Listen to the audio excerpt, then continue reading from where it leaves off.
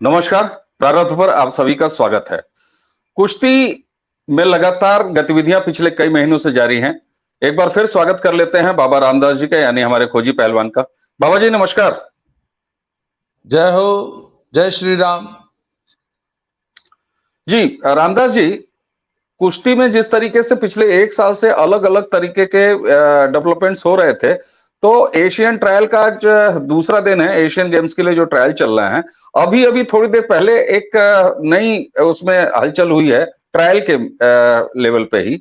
रवि दाहिया जो Olympic silver medallist हैं, वो बहुत बुरी तरीके से ट्रायल में हार जाते हैं। उनको महाराष्ट्र का हमारा एक पहलवान हरा देता है ट्रायल में। तो रवि दहिया जो इतने बड़े नाम हैं, सिल्वर मेडलिस्ट हैं, सबसे अच्छी बात तो यह है कि वो एशियन गेम्स ट्रायल से हटे नहीं, बल्कि वो सामने आए। हालांकि वो भी पिछले एक साल से दूर है कुश्ती के किसी प्रैक्टिस से। उनकी इंजरीज के भी बहुत सारे मामले आए हैं। वो धरना अनशन प्रदर्शन में इन्हीं तीनों पहलवान यानी विनेश फोगाट, बजरंग पूनिया और साक्षी मलिक के साथ शामिल रहे हैं। तो आज उनका हार जाना पहले ही अपने मैच में, और वो भी काफी बुरी तरीके से चित होके, जिसको कहते हैं पहलवानी में आप लोग, तो क्या सर ये अकेली एक वजह काफी है इस बात को साबित करने के लिए कि विनेश फोगाट और बजरंग पूनिया का भी डर शायद यही था कि हमारा भी ट्रायल में यह अंजाम हो सकता है, इसलिए वो भाग खड़े हुए?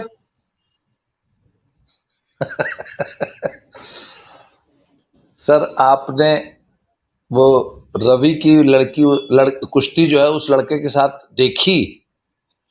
मैंने देखी जी बिल्कुल सर, मैंने देखा। और जिस तरीके से देखे, वो जो मैं जितना भी टेक्निकली समझ पा रहा हूं कुश्ती को, 20-8 से रवि दाहिया आगे चल रहे थे टेक्निकली, लेकिन जिस तरीके से अंतिम दौर में उसने उनको उठा के काफी समय रहते हुए चित किया, ये बड़ी बात थी। नहीं, 20-8 से आगे नहीं चल रहे थे।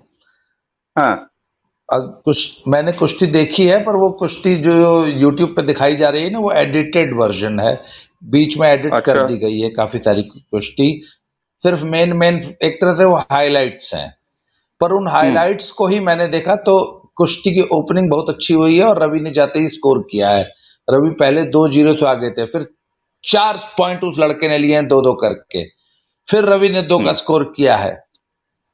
सर, आप ये तो हो रहा है एशियन गेम्स के लिए ट्रायल, जिसमें एक ओलंपियन लड़ रहा है। ओलंपियन नहीं लड़ रहा है, ओलंपिक मेडलिस्ट लड़ रहा था। तो जो स्कूली कुश्ती होती है ना, स्कूल वाली, स्कूल नेशनल, सर उसमें भी आजकल 20 पॉइंट नहीं बनता है। और ओलंपिक लेवल पे तो बहुत चल के जब कुश्ती होती है तो 4 पॉइंट का स्कोर, 4-6, 6-8 ऐसे मैक्सिमम स्कोर चले जाते हैं। एक पहलवान एक ओलंपिक मेडलिस्ट पे 20 पॉइंट बना डाले, पर ये बहुत बड़ी बात है और बहुत बड़ा उलटफेर है। और ध्यान देने की बात उसमें यह है कि पहले 4 मिनट की जो कुश्ती है, 3-3.5 मिनट की, उस तक तो रवि दहिया अच्छा लड़े हैं। उसके बाद इस नए बच्चे ने उनको मैट पर एकदम लथेरना, जिसको कहते हैं ना, है ना, घसीटना, मारना कम घसीटना ज्यादा, वो वाला हाल किया है। और जब 20-6 का स्कोर बना लिया तब जाके चित किया है। वो 20-6 के स्कोर से आगे था लड़का, और 5वें मिनट में तो कुश्ती खत्म हो गई। अगर वो कुश्ती बाई चांस वहां चित ना होती और अभी और लंबी चलती और टेक्निकल सुपरियरिटी वाला बात हटा दिया जाता, तो अगले 1 मिनट में मुझे लगता है 5-7-10 पॉइंट वो और बनाता।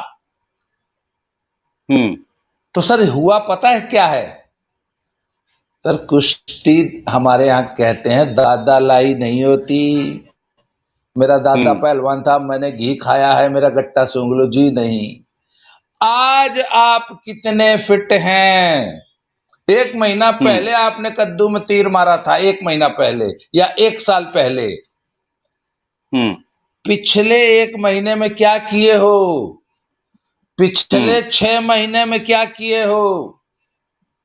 ठीक बात। तो सर अनफिट थे, और वो लड़का भी कौन है? वो लड़का जूनियर है, अगली कुश्ती वो खुद हार गया।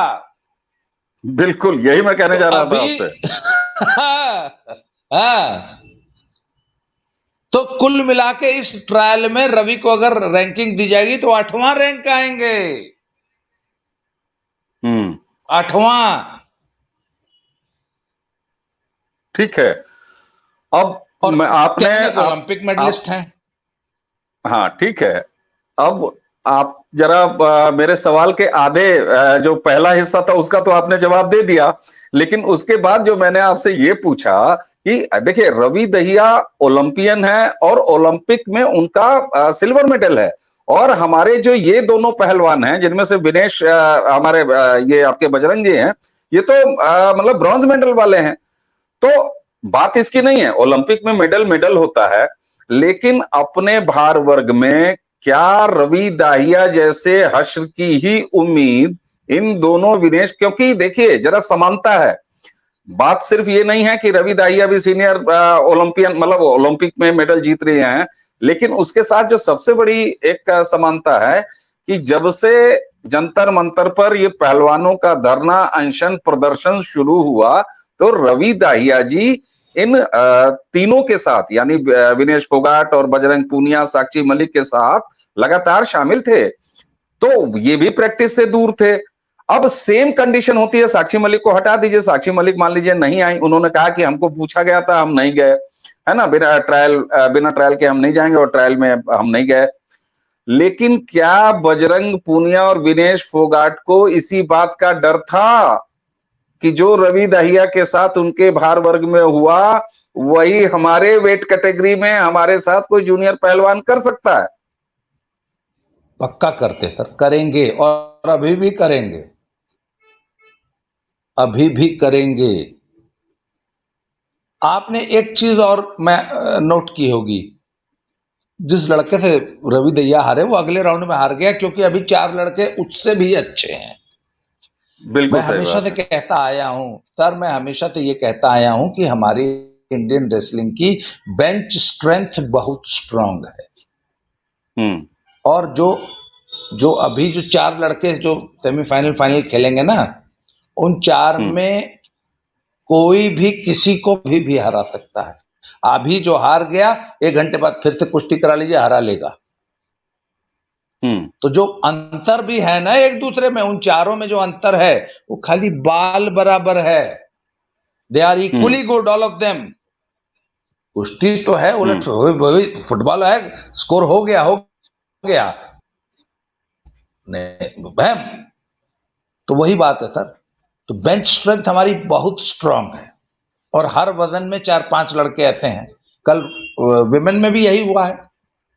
हम्म। वो एक 57 किलो में या पता नहीं शायद ऐसी कोई थी लड़की, वो नाम उसका मुझे मानसी ऐसे का नाम है उसका। आपके हम्म। गोरखपुर में वो टीसी है लड़की, आपको मालूम है? रेलवेज में अच्छा। गोरखपुर में पोस्टेड है। ठीक बात। उसने बड़ी बड़ी पहलवानों को पटक पटक के मैट पे जो है, जो फाइनल कुश्ती जीती है वो शायद 11-2 के स्कोर से जीती है। हम्म। 11-2 का स्कोर था। तो सर नए बच्चे बहुत अच्छे हैं। हम्म। हालांकि अगला उसके बाद प्रश्न। जो है उसके बाद वो खुद ही बच्चा हार गया। खैर आपने बता ही दिया कि एक एक वेट कैटेगरीज में एक से एक अच्छे पहलवान हैं। अब यहाँ पर एक चीज और, जिन्होंने बजरंग पूनिया का जो वेट कैटेगरी है उस कैटेगरी में जिस जूनियर पहलवान यानी सुजीत कलकले ने, जो कि हाईकोर्ट में जिसने रिट लगाई थी, वो भी अपना पहला मुकाबला हार गया, इस पे क्या कहेंगे? नहीं, पहला निशाद सेमीफाइनल हारा है, पहला नहीं हारा है। सेमीफाइनल पहला, मुकाबला हाँ तो हार सॉरी, गए हैं। हाँ हाँ। और फाइनल में शायद विशाल कालीरमन और रोहित नाम का एक लड़का है नेवी का। जी। और एक बात और बताऊं, ये चारों भी they are equally good. 65 kilo में भी जो 4 लड़के सेमीफाइनल फाइनल खेलेंगे ना, हम्म। वो चारों बजरंग पुनिया को नाको चने चबवा देंगे। हम्म। वो चारों बहुत अच्छे हैं। हम्म। तो ये सर कुश्ती के उलटफेर हैं, होते रहते हैं। क्यों? क्योंकि इन बच्चों ने पिछले 1 साल से लगातार पहलवानी की है, मैट पे पसीना बहाया है, दिन रात एक किया है, फिट हैं, तगड़े हैं। और मैंने जैसा कि अभी आपसे ही पता नहीं किससे आपसे ही बात कर रहा था कि कुश्ती में 1 महीने का समय बहुत लंबा समय होता है। 1 महीने अगर आप इनएक्टिव हैं तो जूनियर पहलवान आपको पटक के आपकी छाती पे चढ़ जाएगा। तो सर ये अब बात वही आ जाती है कि एडॉक कमेटी ने इतना गलत निर्णय क्यों लिया और इन जूनियर बच्चों का हक मार के उन अनफिट, मैं बता रहा हूं, आज आप विनेश की कुश्ती भी करा लीजिए और आज आप उनको ले आइए। सर सवाल यह है कि रवि दहिया को भी ये ऑफर था, एडॉक कमेटी ने रवि दहिया को भी लिखा था कि तुम भी आ जाओ, तुमको भी भेज देते हैं बिना लड़े। अच्छा, अगर रवि दहिया ये ऑफर बिना लड़े वो भी स्वीकार कर लेते तो क्या होता? आज रवि दहिया एशियन गेम्स खेलने जाते हैं ना, ठीक बात, अपने से 7 बेहतर बच्चों का हक मार के, वो तो मैं रवि दहिया को दाद देता हूं कि उन्होंने एशियन गेम्स का पार्टिसिपेशन उनको थाली में परोस के दिया गया था, पर अगला मर्द है। देखिए हार जीत लगी रहती है, जो लड़ेगा वो हारेगा भी और जीतेगा भी। सर अरे जो गाड़ी गैराज से निकल के रोड पे जाएगी वही न तनी मनी घिसटाएगी, डेंट पुंट पड़ेगा। जो सारी जिंदगी गैराज में खड़ी रहेगी वो क्या लड़ेगी जी? वो क्यों किसी से ब्रश करेगी और वो उसको डेंट पड़ेगा? तो भैया जो लड़ेगा वो हारेगा भी और जीतेगा भी। तो रवि कम से कम लड़ा तो सही, लड़के हारा क्यों? बिल्कुल सही बात है। और आप देखिए एडॉक कमेटी के पेटीकोट में घुस के, वो कुछ लोग होते हैं ना जो स्मगलिंग करते हैं, तो शरीर के विभिन्न अंगों में छुपा के कस्टम से बचते बचाते सामान लेके आते हैं एयरपोर्ट पे। तो एडॉक कमेटी इन दोनों को विभिन्न अंगों में घुसेड़ के छुपा के ले जा रही है एशियन गेम्स खिलाने। रवि चाहते तो वो भी जा सकते थे, उन्होंने कहा नहीं, लड़ के जाएंगे। बिल्कुल सही बात, बिल्कुल सही बात। और दर्शकों के लिए यहां बता दूं कि रवि दाहिया को जिस लड़के ने हराया महाराष्ट्र के आतिश तोडकर ने, वो लड़का अगला यानी सेमीफाइनल का अपना मुकाबला हार गया। अब 57 किलो की एक कैटेगरी थी, इसमें जो है दिल्ली के एक राहुल पहलवान और हरियाणा के अमन, ये दोनों जो है फाइनल में है। यानी इन दोनों में से जो जीतेगा वो जो है वो 57 किलो वेट कैटेगरी में एशियन गेम्स में जाएगा। यही बात ना? हाँ, ये अमन लड़का बहुत होनहार है, अभी जूनियर वर्ल्ड में गोल्ड मेडल आया है, एशियन चैंपियनशिप में गोल्ड मेडल लेके आया है, और अगर वो एशियन गेम्स खेलने जाता है तो पक्का गोल्ड लेके आएगा। जी बिल्कुल। और आप देखिए कि यहाँ न किसी से राग है, न यहाँ किसी से देश है। हम उसी सुजीत कलकले की भी बात करेंगे जो 65 कैटेगरी वर्ग यानी बजरंग पूनिया का जो वेट कैटेगरी है, उसमें वो हाईकोर्ट में उसने रिट दाखिल किया था, और लेकिन यहाँ पर वो अपना जो है सेमीफाइनल हार गया। अब सेमीफाइनल में हरा के फाइनल में जो 2 पहलवान पहुंचे हैं वो है रोहित और विशाल कालीरमन। तो निश्चित रूप से आपने अभी बताया कि ये बिल्कुल थोड़ा थोड़ा एक दूसरे से ऊपर नीचे हैं। तो इसी 65 किलो वेट कैटेगरी में अब बात आती है जो बजरंग पूनिया का है। अगर रोहित और विशाल ये दोनों में से कोई एक जीत भी जाता है तो उसका कोई अर्थ तो हुआ नहीं, क्योंकि वहां तो बजरंग पूनिया का नाम पहले ही फाइनल है जी। तो इसका मतलब है कि बजरंग पूनिया से शायद या हो सकता हो, क्योंकि अब रवि दहिया का एग्जाम्पल सामने है, तो निश्चित रूप से ये दावा ठोक के कहा जा सकता है, प्रामाणिक तौर पर कहा जा सकता है कि 4-5 अपने से बेहतर हो सकने वाले पहलवानों को बाईपास करके बजरंग पूनिया अपनी कैटेगरी में सीधे सीधे पहुंचा दिए गए हैं। ये बात रवि दाहिया के हार जाने के बाद स्पष्ट रूप से साफ होती है और इसका आधार बनता है। जी देखिए, ऐसा है कि ओलंपिक्स की तुलना में एशियन गेम्स का स्टैंडर्ड बहुत पुअर है, और सही रूप से देखा जाए तो एशियन गेम्स में 65 किलो में एक जापान का लड़का है जो कि वैसे आमतौर पे वो बजरंग पूनिया से तगड़ा है और इनको आराम से हारा लेता है, पर ऐसा सुनने में आया कि वो इस बार एशियन गेम्स नहीं खेल रहा है। और एक शायद अच्छा। लड़का कोई ईरान का है, वो ठीक है। और अभी एशियन गेम्स में 2 महीने हैं। मैं ये कहता हूं कि देखिए, बजरंग पूनिया खराब पहलवान नहीं है, पहला पॉइंट नोट किया जाए। हम बजरंग पूनिया के टैलेंट पे, उसकी पहलवानी पे कोई सवाल खड़ा नहीं कर रहे हैं। 2 महीना अगर बजरंग पूनिया पहलवान 1 महीने से कर रहे हैं, पिछला 1 महीना, और अगले 2 महीने का भी सितंबर में जाके ना है, 3rd वीक ऑफ सितंबर, तो तब तक बजरंग पूनिया फिट हो सकते हैं। हो सकता है बजरंग पूनिया एशियन गेम में मेडल ले आए, क्योंकि एशियन गेम का स्टैंडर्ड ओलंपिक जैसा नहीं है और बजरंग पूनिया अच्छे पहलवान है। हो सकता है विनेश भी जो 53 किलो में जा रही हैं वो भी एशियन गेम में मेडल ले आए। क्यों? क्योंकि अभी 2 महीना पड़ा है। पर सवाल है कि आज अगर वो यहां होती तो आज उनसे ये बच्चे तगड़े थे, और ये लड़के भी अगर जाएंगे तो मेडल ये भी ले आएंगे एशियन गेम्स में। तो कल को कोई 2 महीने बाद कोई आपका दर्शक मुझसे ये पूछ सकता है, का हो कतला एकदम बेकार हुआ, देखा फलनवा एशियन गेम से मेडल लिया आया। भैया, एशियन गेम से मेडल ला सकते हैं, परंतु आज की तारीख में द बेस्ट शुड गो। बिल्कुल, लड़ाई बिल्कुल। यहां सिद्धांत की है। बिल्कुल, बिल्कुल सही बात है। लड़ाई सिद्धांत की है और लड़ाई एक ऐसी प्रक्रिया की है जो कि किसी व्यक्ति से न प्रभावित हो, किसी व्यवस्था से न प्रभावित हो, बल्कि खेल के लिए, उस पर्टिकुलर खेल के लिए जो बेस्ट हो सकता है वो करे। तो यहाँ प्रक्रिया के पालन की ही बात है, किसी से क्या बजरंग क्या विनेश, निश्चित रूप से। अब यहाँ पर इसीलिए हमने दोनों ने अपनी बातचीत में रवि दहिया की तारीफ की, और निश्चित काबिले तारीफ है रवि दहिया कि जिन्होंने ट्रायल में पार्टिसिपेट करना स्वीकार किया और ट्रायल में जो बेस्ट हुआ वो खेलने जाएगा अपने उनके वर्ग में। यहीं पर साक्षी मलिक के बारे में भी क्या आप ऐसा कहेंगे कि उन्होंने भी अगर ट्रायल नहीं दिया तो उन्होंने सीधे अपना रास्ता भी नहीं बनाया? तो इसी को लेके विनेश फोगाट हो चाहे बजरंग पूनिया हो, इन पर जो भी प्रश्न उठ रहे हैं वो उठेंगे। और अब यहां चूंकि एक नैतिक आधार के साथ साथ टेक्निकल आधार भी सामने दिखाई दे रहा है, आ गया है फ्रेम में, क्योंकि एक बड़ा उलटफेर है ये अपने आप में। 65 किलो वर्ग में रवि दहिया का हार जाना ये बड़ा उलटफेर है। तो इसी तरह से अगर यहां भी ट्रायल में भाग लेने के बाद वो गए होते तो ये कोई प्रश्न नहीं उठता। क्यों? बिल्कुल बिल्कुल, कोई प्रश्न नहीं तो उठता। ठीक बात है, बिल्कुल।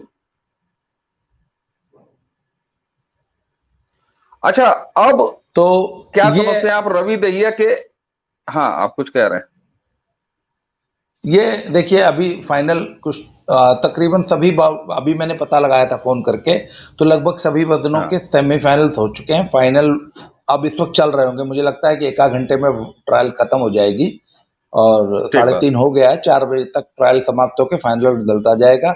और मुझे पूरा विश्वास है कि इंडियन टीम एशियन गेम्स में बहुत अच्छा परफॉर्म करेगी। इन तमाम कंट्रोवर्सी के बाद भी, इन तमाम दुर्भाग्यपूर्ण घटनाओं के बाद भी, इतनी तमाम इलविल के बाद भी मुझे पूरा विश्वास है कि इंडियन टीम बहुत अच्छा परफॉर्म करेगी एशियन गेम्स में। और मेरी शुभकामनाएं सभी खिलाड़ियों के साथ है। अंतिम पंघाल और सुजीत कलकल या 65 किलो के जो भी पहलवान है उनके साथ मेरी सहानुभूति है, रहेगी। उनके साथ अन्याय हुआ है, इस अन्याय के खिलाफ हम हमेशा आवाज उठाते रहेंगे। तो सर, आज के बिल्कुल सही बात है, बिल्कुल सही बात है, बिल्कुल सही बात है, बिल्कुल सही बात है। अंतिम परिणाम जब आएंगे तो उस पर हम फिर चर्चा करेंगे। बात यहां ये थी कि बड़ा उलटफेर था और निश्चित रूप से एक नैतिक ग्राउंड और नैतिक सवाल हमेशा बने रहेगा विनेश फोगाट और बजरंग पूनिया पे कि रवि दहिया, साक्षी मलिक की तरह ही अगर वो ट्रायल की इस पूरे सिस्टम की और जूनियर पहलवानों की एक सीनियर पहलवान के रूप में उनके लिए अगर आदर्श बनते तो ये बहुत अच्छी बात होती। जी नहीं, उसमें देखिए, आम दर्शकों के लिए जो कुश्ती को बहुत ज्यादा नहीं समझते उनके लिए एक लाइन जोड़ देता हूं कि 1 साल पहले आप कितने तगड़े थे, इट डज नॉट मैटर। ठीक बात। कुश्ती में आज आप कितने फिट हैं, पिछले 3 महीने में आपने कितनी मेहनत की है, इससे डिसाइड होता है। इसलिए सिर्फ इस बिना पर किसी को भेज देना कि इसने 1 साल पहले या 2 साल पहले ओलंपिक में मेडल जीता था। तो कोचेस, देखिए इसमें कोचेस की संस्तुति लेने का प्रावधान है ना, क्योंकि कोच तो दिन रात देख रहा है ना, उसके सामने लड़का ट्रेनिंग कर रहा है तो जानता है कितने पानी में है। हलवाई खाली नमक चीखता है, बाकी तो उसको अपनी डिश को देख के बता देता है सही बनी है कि नहीं बनी है। तो सर कोच भी हलवाई जैसा होता है, वो देख के बता देता है कितने पानी में है मेरा पट्टा। इसलिए ठीक बात है। तो हाँ, इसलिए बिल्कुल सही बात है। ट्रायल अभी जारी है, ट्रायल अभी जारी है। हाँ। अंतिम परिणाम जब आएंगे तो उन अंतिम परिणामों पे हम एक सम्यक रूप से इसकी जो है विवेचना जरूर करेंगे आपके साथ, और आपके ही साथ जो आपने आशीर्वाद दिया, जो शुभकामनाएं दी, उसमें हमारी भी शुभकामनाएं हैं। मेडल आएगा, देश का मेडल आएगा। कोई व्यक्तिगत आदमी अपने घर ले जाके मेडल जरूर सजाता है, लेकिन वो होता है देश का। तो इसी शुभकामनाओं के साथ कि अंतिम समय में जब आज ट्रायल खत्म होंगे तो कल जब हम लोग अगली चर्चा कर रहे होंगे इसी विषय पर, तो निश्चित रूप से एक बड़ी तस्वीर और सकारात्मक तस्वीर देश की कुश्ती के लिए निकल के सामने आएगा। तो बाबा रामदास जी, आपको देते हैं इस चर्चा में समय निकालने के लिए धन्यवाद, और दर्शकों आप सभी को नमस्कार।